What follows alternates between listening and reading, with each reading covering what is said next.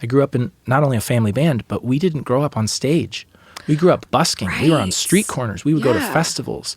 And so there was this sort of circus-y edge to what we were doing, including actual circus moves. Like, Yes, I read this juggling. we would like stilts. we would tune bottles with water and then play You Are My Sunshine across bottles. We did get an attempted sort of cease and desist from another group that was doing that, which was a little confusing. What? Like, you can't own bottles, but just to keep the tea spilling. Welcome to In the Round, a podcast for people who love music and genuine conversation. Join us as we sit down with some of our favorite local, regional, and national artists to chat about life and their creative journeys. I'm Dee. I'm a musician, I'm a music lover, and I'm your host. So pull up a chair, get comfy, and enjoy. Welcome, River. Welcome, River. Glenn, River. Every iteration of River, welcome. Pleasure. So happy to have you in the round. Honored to be here. Welcome to Trilix Studio. You're an Iowan, but first time in the studio, and it was so cool to show you around and show you what we got going on. But we just recorded a song up in like a nook in a hallway, and it's beautiful. It's snowing outside. So again, glad you actually physically made it here since it was a bit troublesome. Yeah. Well, the traveling and the driving is perhaps what I do professionally. That's the work great. part. I must safely get from point A to point B and carry all my stuff in and then do the thing. That part I love doing. And then Yeah. I pretty much go back to work and carry it all out, pack it up, travel safely Professional again. mover, really. Yeah.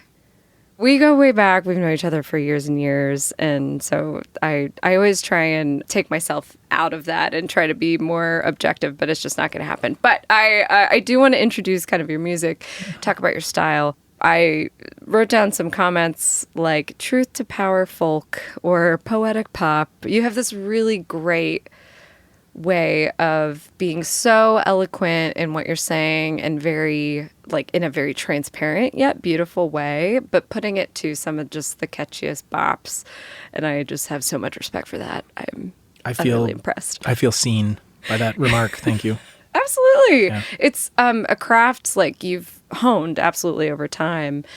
But I just see it like even the song you played today, which is Elderless Age. I think I saw you do it at Wilson's Orchard, actually, way back when you were back in town. Everyone, he knows Abby Sawyer as well. So they were playing together and it was great. And that song actually stuck out to me when you started playing it. I absolutely remembered it. And you have so many, we were commenting on the euchre line. Yeah. Sometimes you get euchred, and you rhyme it with the bucher. Sometimes you lose. Sometimes you get euchred. Yes, which turned out well for some black sheep debukers, right? Mm-hmm. Which the aspect of that song that might be what's sort of gotten its hooks into you is that it marks the first time that I turned my songwriting lens entirely on my own story and went with an autobiographical approach. There's always been me in my work. That was the first time I consciously did it. Yeah, I picked up on that because I was, we were going to come do the interview and I'm like, oh, they should just listen to the song first because you're talking about yourself there as opposed to maybe more of an observational approach like you do in your other songs. Mm-hmm. Yeah, and it's beautiful. And you were playing guitar for us, a beautiful guitar, in fact, which you said someone handed to you at a show. Yes. The guitar was a gift from a supporter who I would consider a friend as well, especially now because we have this ongoing relationship, and every time that I see him, we've got this connection. But that ends up being but a piece in a larger pie that is, I am the product of my family and the love from them, my community and the love from them, other musicians and other communities as I travel, and so it gets to be one focal point of the sort of soup that is me, that is, I benefit so much from the love I get from people. And sometimes it takes a very acute form like that of like, oh like my, literal... it is an incredible instrument that I now wield that has transformed my writing and my playing, and it's leveled me up. And wouldn't you know, Don Greenwood from Spring Green, Wisconsin. I'm going to give him a shout out. Love you, Don. Like the Santa Claus of Wisconsin. Oh, that's amazing. Yeah, that's funny because sometimes you ask for support. And actually, I think you're really good about being vocal about asking for support and finding resources and doing that. And then sometimes they walk up and hand it to you, I guess. Well, that's to weave all of that together is to say that I've come to know what I'm doing artistically as being sort of a practitioner of getting up on stage and being authentic and earnest and sharing a moment with an audience. And so that allows me to, as you've noticed, pack a whole lot of detail into my lyricism, kind of like a high thread count in a sheet. The song is the same length, but the more skilled I've gotten, just the depth of meaning. But I'm able to get up on that stage and present that to audiences, and it doesn't feel like I'm whacking them over the head with it, like I'm smarter than them. It doesn't feel like I'm lecturing them, because that isn't on the heart level. That isn't how I connect and offer. It begins with an offering to share a moment. And if the audience responds, they help determine where we go. And I like to think that being that open allows someone like Don to engage with me, or to like see my life, or see who I am and what I'm doing. And he saw that and took his opportunity. Yeah. Gosh, even the way you said that was beautiful. You that made me think of a quote that I wrote down, something you said in an article about like making, as a songwriter, you said you see it as your duty to metabolize culture and reflect it back to the listeners. And you said, sometimes I'm saying, this is us, like, observational of like, this is us. And sometimes you're saying, is this us? And I just love that comment, because I hear that in your music. But I also think, kind of like you just said, you ask that question, but in a really kind way. And you're coming from a place of like genuine care, authenticity, and love, but like the tough love sometimes, right? Of like, what are we doing? Yeah, it's, as I've matured as a songwriter and performer, I've come to embrace that. As much as I wanted to be the cool guy, and you find your moments of cool guy. As much as I wanted to be like cool, a rock star or this, I end up being the hippie guy, who's like being a light worker, who like, I'm out promoting love, I'm out promoting connection. I choose almost none of that language to wrap what I do in. It feels a little odd coming out of my mouth, but and that's just a way to sort of highlight that I'm doing that, but I'm doing it in my own way. A term I'll often use is sneaky vegetables. I travel far and wide, and I try to make the songs delicious. I try to make them pop songs. They got riffs and hooks, and they're fun, and they're all pretty unique, but you can tell that it's me throughout. You can see my identity in there. And I'm not out there trying to save the world with my music, but I am, for a moment, and in those shared moments with audiences, trying to save us for a little bit. Save yourself in a way, right? Like it's kind of, we were talking about how you can't not play, artists. As an affliction. It's an affliction. I love that. I'm going to use it. I'm going to steal it. It's such a good way to describe, it's like you have to evangelize in the sense, like this is how it's coming out. And I say I shouldn't even use the E word, because, these days and times, but right. I don't mean it in a preachy, churchy way. I mean it in the sense of like, spreading that message that you were just talking about, in a way, again, that's catchy as heck, and hopefully kind of like sinks in between people's cracks in the outside, and they leave the show feeling like, oh, that was fun, that was enjoyable, that was again, really catchy. Your music makes me want to move, but then you're like, oh, remember that line, and hopefully people walk away kind of thinking about it too. Which is what I love about what you do.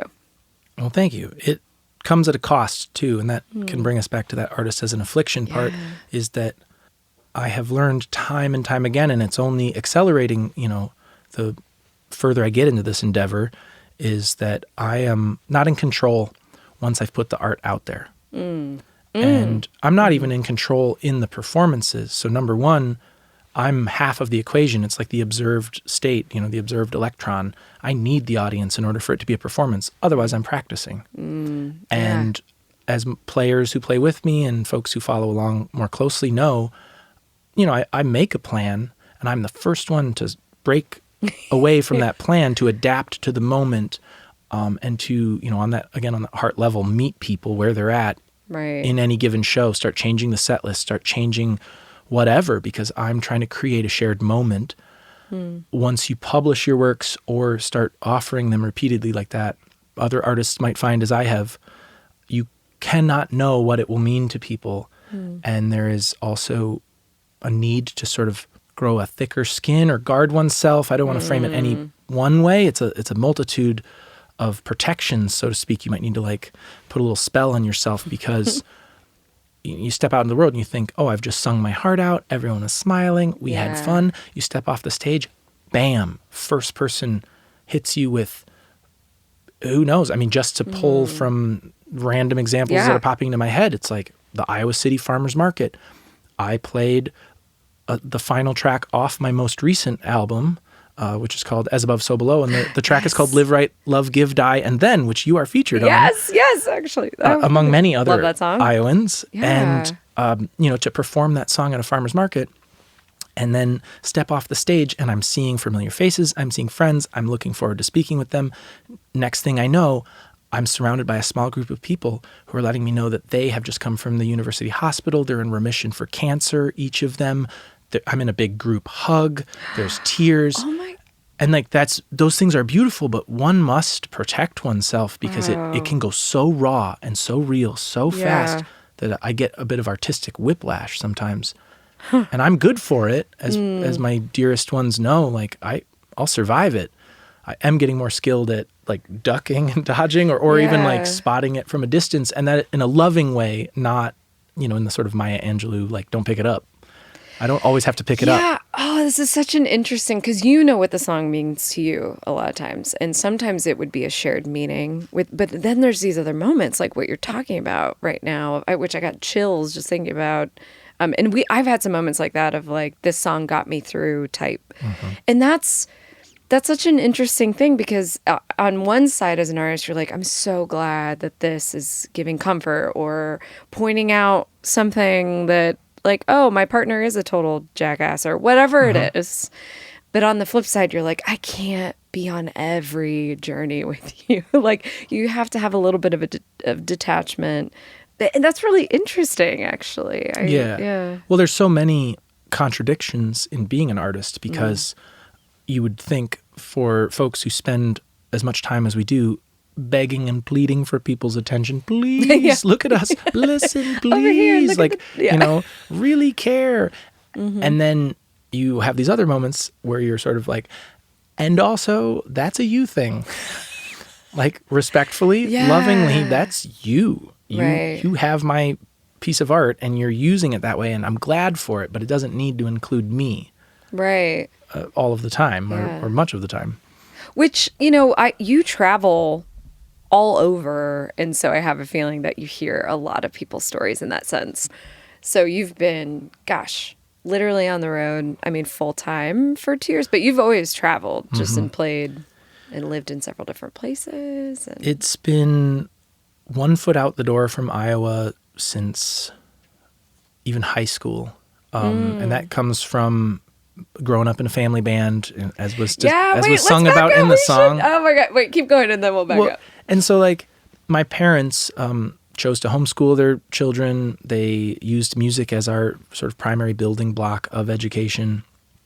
And it resulted in an adventurous spirit there. There were other factors, but music became this vehicle. And I was very proud to have formed a high school band, which was called River and the Tributaries. And great name, by the way. Just so good. Like it's cheating. It's so good, but yeah. And as the members will remember, I was the one who was like, I don't think we should be that. They're like, yes, we should. It's too good. Like it's a good name. I've grown to love it. It's a little bit of a cheat code. I've grown to love it. And to be taking that band out on tour to Colorado and back, and to be recording albums and releasing them and selling them, and it became an inherent part of who I am, that I'm not a road dog per se, even though I've earned my stripes, because there's and I say this very lovingly, there's certain character aspects to people who are road dogs. It's, if I'm going to run it to the extreme, and this is not a kind statement, like digging for cigarettes or something like that. I'm not a smoker, but that just comes from a friend's song where I'm like, that's the kind of like scrounging about, like making it work. You got to be scrappy. You got to make ends meet, and all love and respect to people doing that. Mine doesn't look like that because of the gift my parents gave me of having me started early, from touring with a family band, because as the fourth child out of 5, there was already a family band. I was born into it, right? Literally. Yeah. And therefore, to a degree, I'm fated to be doing what I'm doing. You're like 100 years old in musician years. I got my first 10,000 hours in real early. Yeah. Like real early. Yeah. And also to do my due diligence is that, while my parents might have planted that seed for traveling and that I have access to communities through the festivals we used to play with as a family band and various other connections and stuff I've formed myself, which allows me to be on the road full time since September of 2023. And it's pretty cushy. Yeah. Like I wouldn't want to, in my, quest for being earnest and honest with everyone, I wouldn't want people to think it's harder for me than it is. Right. Like it costs a lot in very specific departments. And then in terms of my due diligence would be to, the praise must go up. I had some incredible music teachers as a child who, like so many music teachers, they're like in the trenches, transforming small parts of people's lives and then sending them out.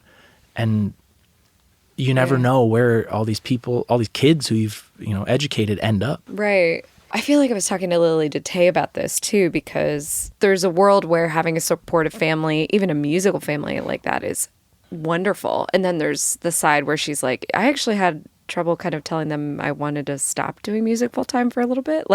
So it's kind of interesting to see where these journeys can take you. And to me, starting with music as a foundation educationally, it just makes sense when you think about structure, but also creativity within structure.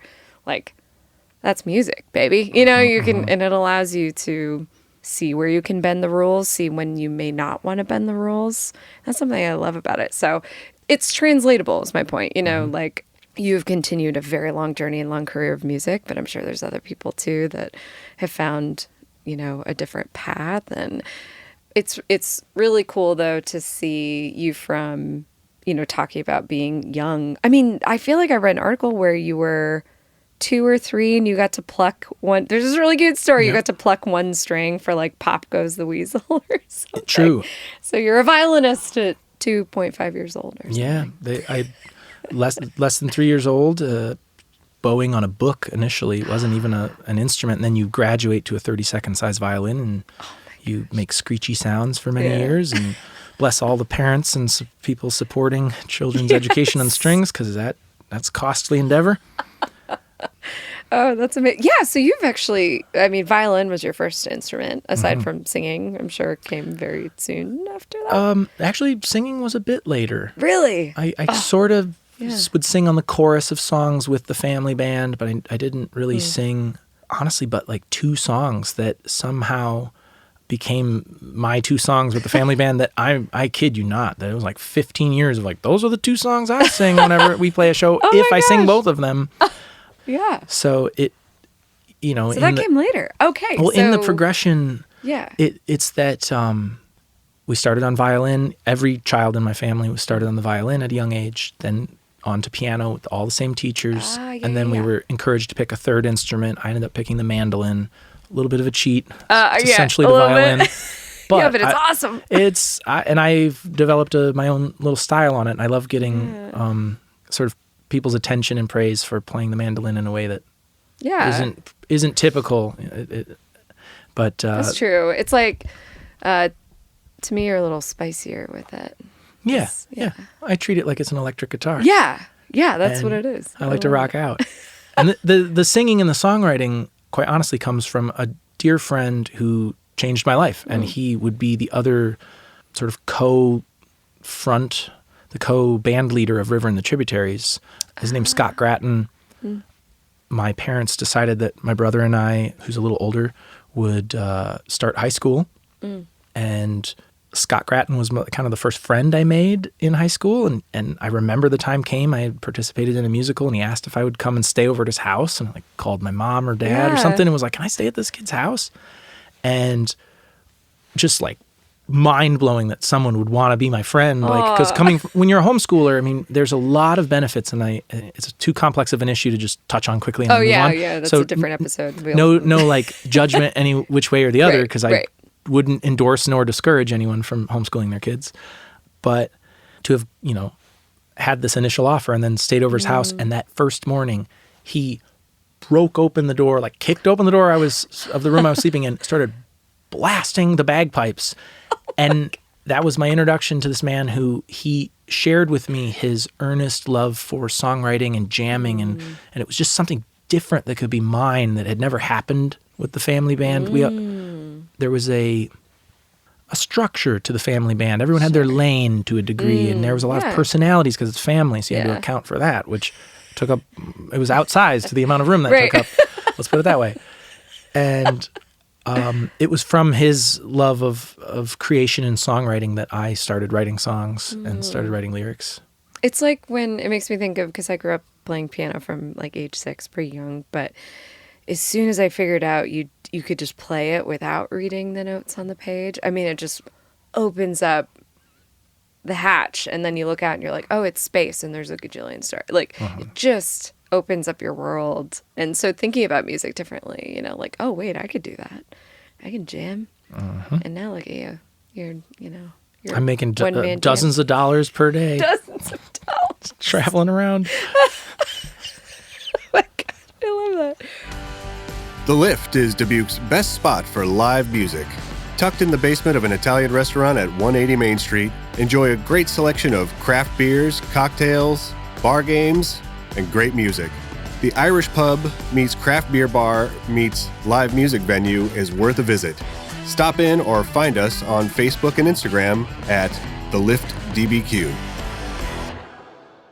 I'm also just impressed because your vocal ability it's just amazing. Your breath control, like you're very, to me, I feel like you can tell that you've been a practiced musician with other instruments over your life, because that's how you treat, to me, your vocals as well. You really stretch and pull them and use dynamics like you would if you were playing a violin in a really interesting way. So I'm just impressed that, you weren't also too singing Pop Goes the Weasel. You know, for other singers who might be listening, something I can offer is that I have the receipts. I mean, I have recordings from when I'm 15 on to now, and it can startle me to listen back and be like, I was not as good of a singer as I remember. It's like odd to go back and be like, huh, which is a way of saying like one does keep growing. One does keep developing. I wouldn't say that it entered my awareness that I was not just competent, but like a skilled singer until, honestly, probably till I started falling in love and having that reflected back from women I was in love with, where I'm like, oh, snap. Like, am I good at this? All right, sweet. Like, I'll go to the bank every day with that. Yes. That's freaking sweet. You're making me think my husband has, we have this phrase where we're like, well, otherwise we probably wouldn't be together. And he's always said, like, good thing your band's good. Otherwise we probably wouldn't be together. And I'm like, this is so true. If you're like, wow, I'm really into this person. And then you see them play guitar and you're like, oh, no. Yeah. It's the ick, I think the kids call it. I'm all about the deep reference, but that's essentially like, good night, Wesley. I'll most likely kill you in the morning. Yes, oh my God, absolutely. Gosh, that's so good. Good night, Wesley. I might kill you in the morning. And then he never did. Okay, anyway, love that reference. Shout it out if you all know. Yes, you play guitar, you play violin, mandolin, amazing singer, grew up in Dubuque, the Driftless area. You've been putting out music since 2013, I think. Under River Glen, yes. Under River Glen, yes. But what's kind of unique about the 2023 release was it was done in conjunction with an Iowa Arts Council fellowship, and you had over 150 musicians on it, which is just mind-boggling. But I think there's 17 songs, which helps. It does help spread them out. It helps a little bit, but not as much as you would think. It's amazing. The skill in having it not end up as a clown car, not end up as a forced endeavor. Yeah.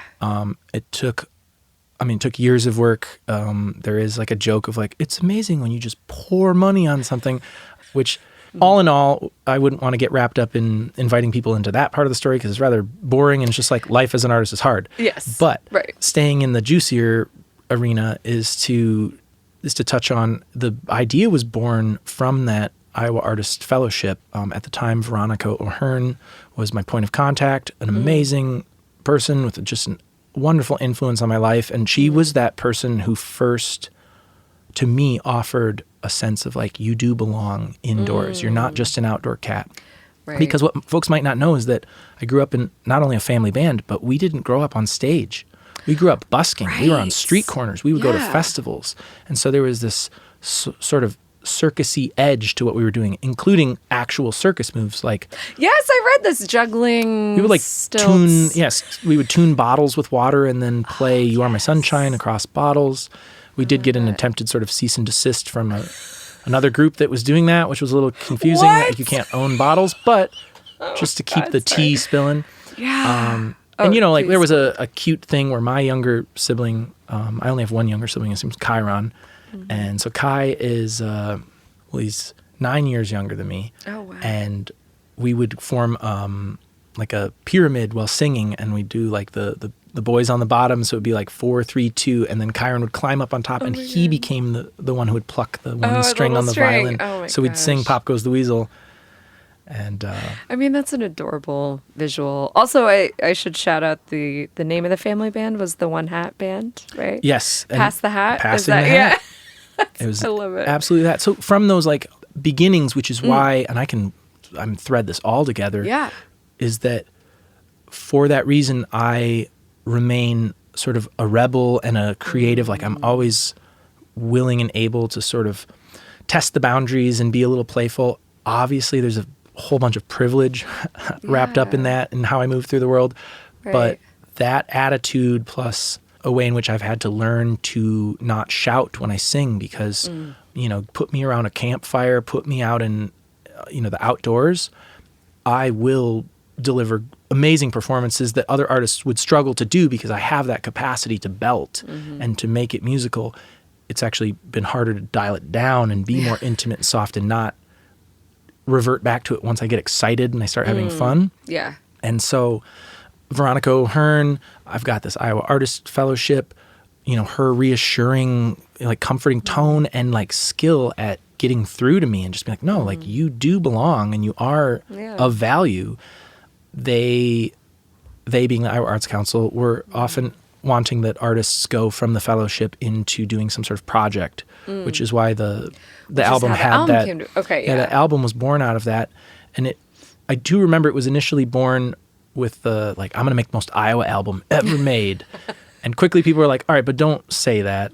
Don't print that on it. And I was like, all right, sure. But that's the impetus of it. The inception, rather, is I was like, one of my greatest treasures, like my wealth, is community. Yeah. Is that I've been a musician since I was a little kid. So even though I've never played with Bob Dorr, even though I've never played with Greg Brown, there is a way in which I've moved through circles as I got older and to come to find these folks who are like, yeah, we know you. Like, we've been watching you the whole time. And so to make that album, and this is straight up, I'll just own the big brag. That album was made because I asked. Yeah. And that was the credit, that was the weight that my ask carried, is that all I had to do was call, email, stop by people's houses, and just plainly ask if they would be a part of something that I was creating.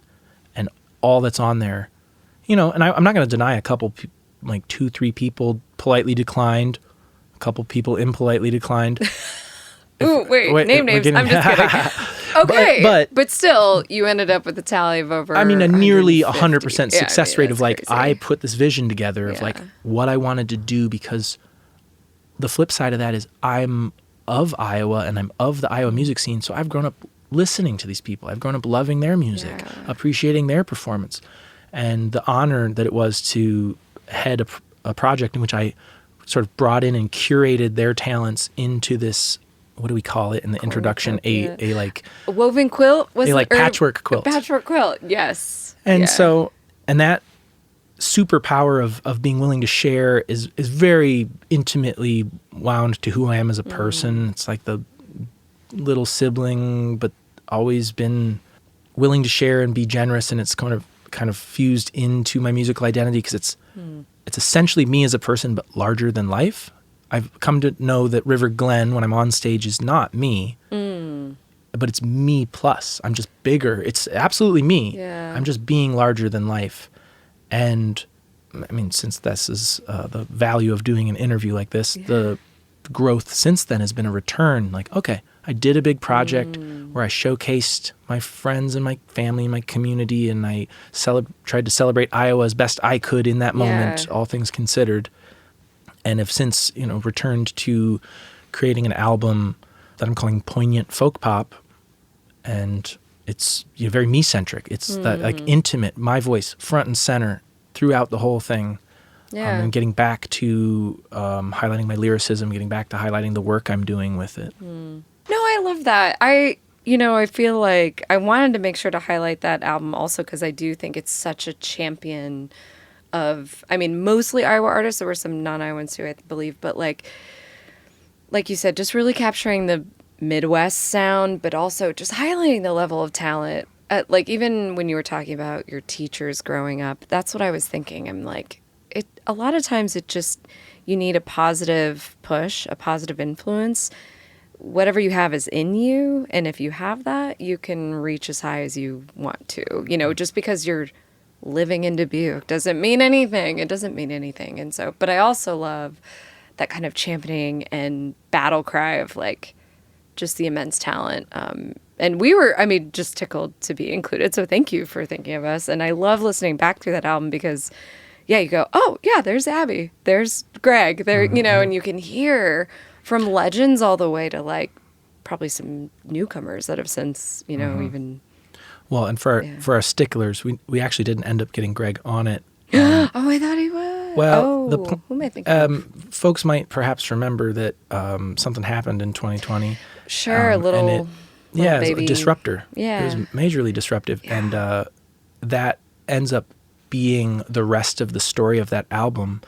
And how do I say this to invite people in that only I plus my bandmates really have to bear the weight of knowing the full potential of what it was and the track that we were on. So it's not a slight to the way the album is. It's gorgeous and it's perfect. Yes, Just right. the way you look at a really fat kitty cat. You're like, you're perfect. And I was like, I love the cat theme. Just keep it going. I'm just quoting my friend who I went into their house and giant cat. They're like, she's perfect.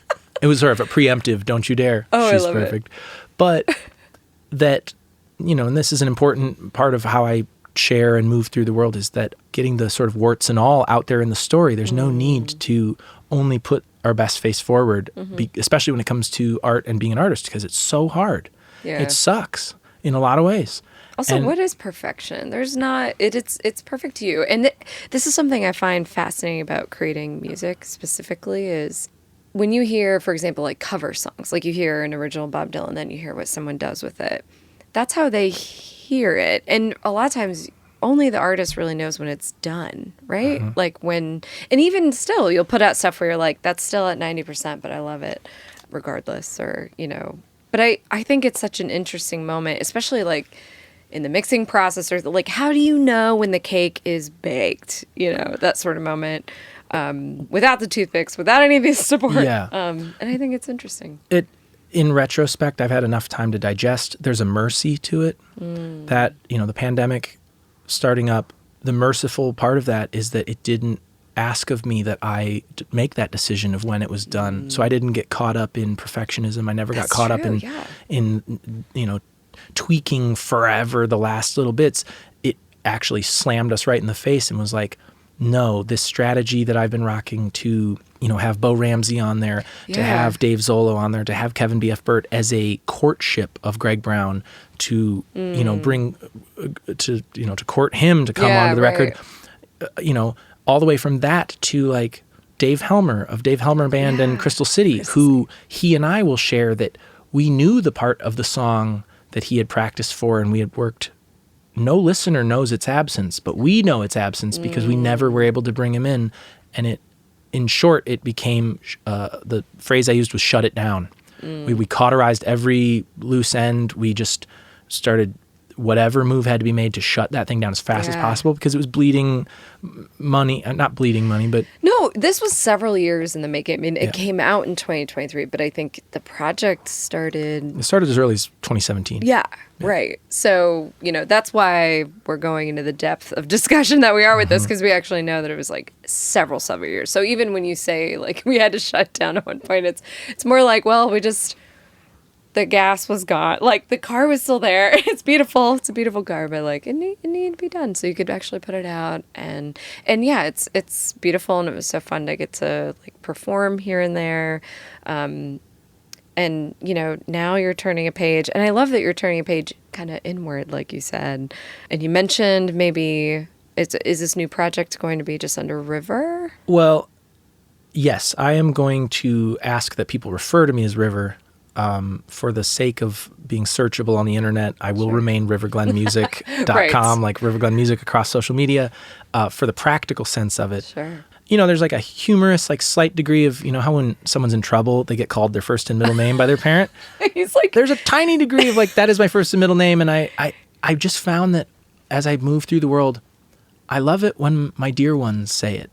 Random people love to them too. They'll say it and be like, why do you use my middle name? I'm like, oh, I told you to.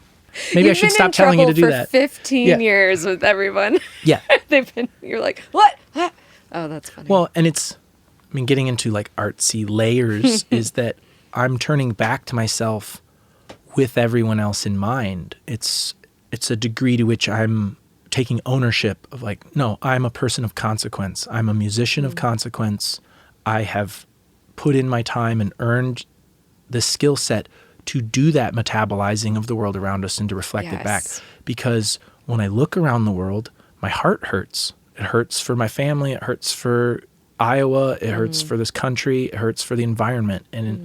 And that lights a fire under my ass about what am I going to do about it. And I feel that merging those together, and they're part of my effort. I'm a political artist. Yeah. I am a very privileged person, but an outspoken advocate. Also to be doing it in a way that's not, preachy, not soapboxy, but finding my way to meet. And as a, we'll just say as an ally, I'm not out for blood. I'm out to like soften people. I'm out to slow down, join them in, we'll just say a point of ignorance, and like massage it a little gently with them and like figure it out. Because I can afford to do that. It doesn't cost me something dearly to try and fail also doesn't cost me. So I kind of move through the world, albeit a little cavalier at times. Which is also needed, to be clear. I think a lot of people like the idea of, there's a lot of rhetoric, a lot of discussion about discussion right now, right? So many people are like, oh, we can't talk the way we used to. And I think you're right in that it's really hard to have those conversations without approaching it from a point of softness. Like softness meaning love and immediate openness to, it's really hard. We have these discussions with family members, with friends that are, when you start where there's no neutral zone really. Fact is out the window. Everybody has their own, it just makes it really hard. So to your point, I think that's one thing when we think of using music as the medium, like you use that to say things and put them out into the world, but in a way, again, that I feel like is approachable, like a way that someone could come up to you at a show and said, I had no idea about that story of that Canadian town that I absolutely want you to tell on this, and how that impacted people and how recent that is in our history. And it's an example of what's happening today. You should explain that story because this is on the new album that's going to be coming out. Yes. Well, I'll segue into it by saying that this quote unquote work I'm doing with my music, we've established this honesty, this earnest approach to sharing a moment. And then the other way in which I earn people's attention and I earn their willingness to maybe learn a thing or maybe grow or consider. I earn it through presenting lyricism and presenting song that they feel seen or there's an accuracy to what I'm offering that they can look at and say like that is the world I live in. I can see it in your song. I can hear it. That's the world around us, or that is how I feel or how I see people feeling, and I can earn that respect. There's a currency to it. And the song you're referring to is an absolutely heartbreaking story that falls into a long line of why didn't we know these? And that's such an interesting, because we have the internet at our fingertips. We have all this information, but it creates noise and it makes it harder. And so the song is called Africville. It's named after the town Africville. I know about this because I spent actually the rest of the pandemic after shutting down that album immigrating to Canada because I was in love. Yeah. And, guys got to do what guys got to do. It was awesome. And I get there and come to find that, the U.S. absolutely has a very rose-colored glasses attitude towards Canada and the history and much of it so recent. I mean, they have their very shameful past of their, boarding schools for Indigenous children, and they'd only closed the last one in the mid-90s, 1996. Whoa. So that type of recent. This is what I mean. A lot of these things were happening so recently. Shout out to Canada Land, which is an independent media company. It's crowdfunded. I think it's the largest in Canada. But they created a podcast to tell the story of Africville. And I listened to that podcast, and it hurt so much to hear that tale. And it's also just because we're doing a podcast interview, it's also one of the best podcasts I've ever heard. Production-wise, sound, editing. I mean, they really did an amazing job. And I felt so moved by the story that I had to do something. And so I wrote a song to get it back out of me. So I would have a release valve for it. It created a bit of a complex relationship. And just to give some story to the listeners is what happened in Oklahoma in the U.S., what happened at what is now Central Park. It's yet again a thriving Black community that was, dismantled systematically and just not allowed to exist by, white settler government. Yeah. And it was the north side of Halifax, Nova Scotia. Particularly focuses on a young man named Eddie Carvery who was born there. I won't, listen to the podcast. Yeah, listen to the podcast. I'm not going to tease out the traumas and the their suffering because that's weird. That's right. But of course, it's in the song to serve a point. But the main element of it being that he was mad that they destroyed his town. They tricked his people. They bulldozed down the church in the middle of the night. This was a jerk move all around. Capital jerk. And he was upset, and his mother had convinced him not to, be violent. She very specifically was you'll lose you'll lose the rhetorical argument about what you're doing. You'll lose the because that always becomes the branding. Focus. Yeah, become the focus. So she was do something peaceful, and he took a tent and he went back to the site, the rubble of what was Africville, and he started camping there, and then he just camped there for 50 years. And he's still alive, unless, as I understand it, I don't check in on him every week or anything. I don't know him, never met him. I mean, maybe the song will perhaps make it to him after it's published, but he's old now, and he has sacrificed his life, in a slow, painful sacrifice that has forced us to remember, and actually it's denied us forgetting. It's probably a more accurate way to put it. He denied us the convenience of forgetting that it happened. Yeah. And, and to add one more conscious layer in, it's then I created this song and I'm all of a sudden well, I can't just go around playing this song everywhere because it doesn't fit everywhere and it requires a certain amount of introduction and setting the scene. And I always put a plea in there to audiences that if they're moved by the song, that they might further or deepen their understanding of that story and go engage with it, because we can't do anything about Africville.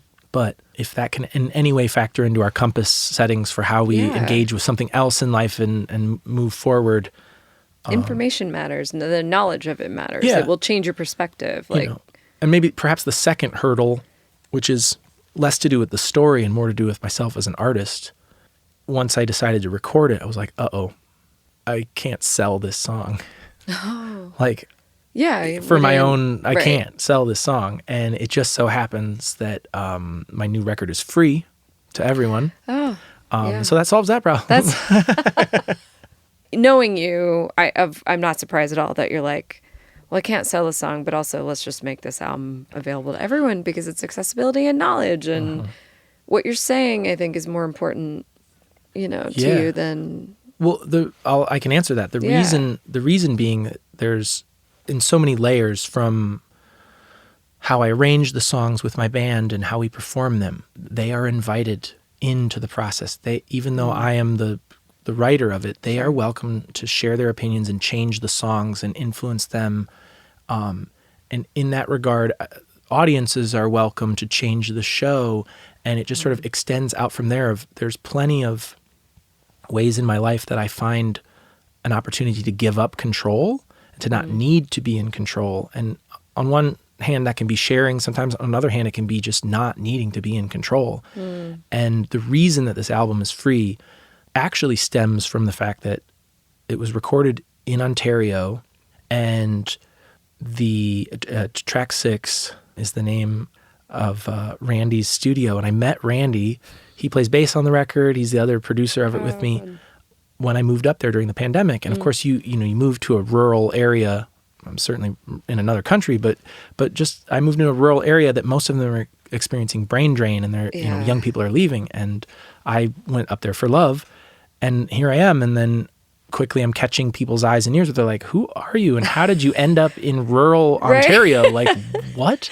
And so Randy, he pretty quickly was like, "We should record." And I had to give him the same response a couple times over. Like, I can't afford. I have As Above, So Below unreleased, and I've already invested an amount of money I'm not going to put in the podcast because we don't need to get into those details. But like, being like, I can't afford that. And after several asks, the short of the story comes to, like, we came to an agreement in which he would not charge me to create the album if I would not charge people to receive the album and to be able to access and hear it. And he so wonderfully has always been about my lyricism and about, the environmental and political aspects of it. And there's activism in there all across this new record.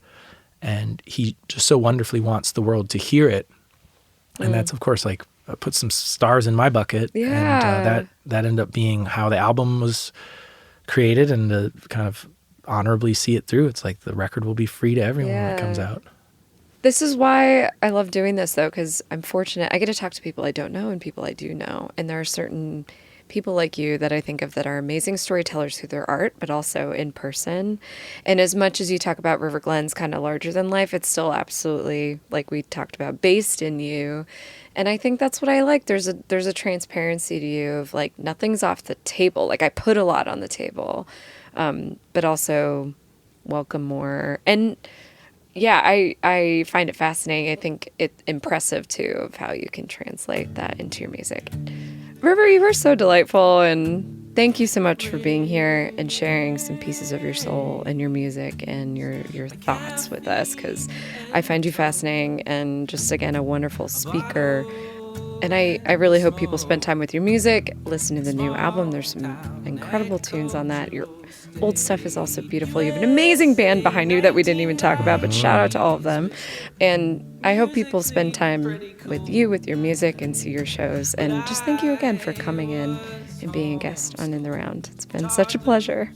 It's been my pleasure to be here. And you, my friend, are a beautiful person as well. It's lovely to be with you. Thank you. Well, now we gotta hug. We gotta move the head so you can hug. When we used to stop for gas, we used to get harassed for being boys with long hair. And I could make music, I could move people before I was a teen. Sometimes electric, sometimes expensive, growing up living the dream. Coming of age in Midwestern civilization, where if you can then you should. Just a family band hustling concrete street corners just as much as we could. During George Bush Jr., my generation's first, what the fuck was that? And it's been culture war after culture war since then, so we don't focus on class. In the age of machines, it's the Anthropocene. That's all, folks, we pass in the hat. We had a good run drunk on family fiddle fun. In the Round is produced and recorded at Trilix Studio. Remember to subscribe to In the Round wherever podcasts are found.